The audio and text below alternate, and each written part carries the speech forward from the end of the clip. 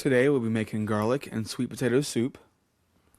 We will need 1/4 cup tablespoons vegetable oil, 3 medium leeks trimmed, 1 large head garlic, 3 pounds sweet potatoes peeled and cut into 1-inch cubes, 8 to 10 cups chicken stock or water, salt, ground pepper, a half a cup crumbled feta cheese, and a 1/4 cup fresh chives.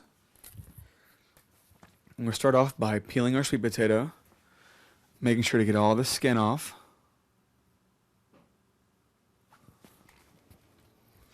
After we've peeled the potato, we're going to go ahead and cut them into 1-inch chunks. So just slice them about 3 or 4 slices down the whole potato, then on their edge, cut them into the chunks.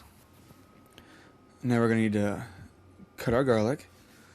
So just press down with the flat part of your blade, and the peeling should come right off. Then cut the ends off,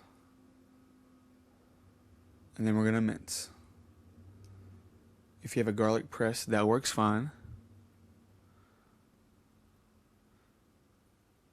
Now with our leeks, we're just going to trim them into 1/4-inch pieces.